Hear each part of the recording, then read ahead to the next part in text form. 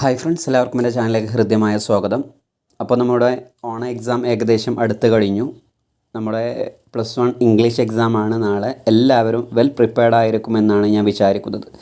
അപ്പോൾ ഇന്നത്തെ ക്ലാസ്സിൽ നിങ്ങളുമായിട്ട് ഡിസ്കസ് ചെയ്യുന്നത് ഏതൊക്കെ ഭാഗങ്ങളാണ് അല്ലെങ്കിൽ ഏതൊക്കെ ക്വസ്റ്റ്യൻസാണ് പഠിക്കേണ്ടത് എന്നുള്ള ഒരു പ്രധാനപ്പെട്ട സെഷനാണ് ഈ ഒരു വീഡിയോയിൽ ഞാൻ നിങ്ങളുമായിട്ട് ഡിസ്കസ് ചെയ്യുന്നത്. അപ്പോൾ നമുക്ക് എന്ത് ചെയ്യാം, നേരെ വീഡിയോയിലോട്ട് പോകാം.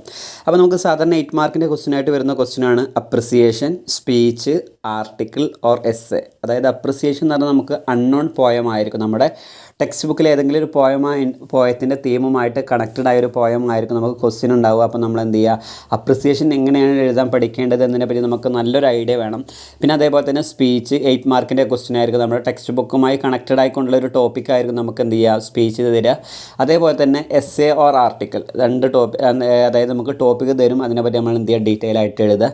പിന്നെ അതേപോലെ തന്നെ ക്യാരക്ടർ സ്കെച്ച് 6 മാർക്കിൻ്റെ വരും, റിപ്പോർട്ട് റേറ്റിംഗ് വരും, പ്രൊഫൈൽ വരും, ഇമെയിൽ റേറ്റിംഗ് വരും, റൈറ്റപ്പ് വരും, പാരഗ്രാഫ് റൈറ്റിംഗ് വരും. അതൊക്കെയാണ് സാധാരണ റൈറ്റിംഗ് സെക്ഷനിൽ സാധാരണ നമ്മുടെ +1 എക്സാമിന് വരാറുള്ളത്, അതായത് ഓൺ എക്സാമിന് വരാറുള്ളത്. പിന്നെ ഗ്രാമർ സെഷൻ എന്ന് പറഞ്ഞു കഴിഞ്ഞാൽ നമ്മൾ ഫിഗർ ഓഫ് സ്പീച്ച് വരും, അതേപോലെ തന്നെ edit the passage, if close, പിന്നെ അതേപോലെ തന്നെ കൊഹിസീവ് ഡിവൈസ്.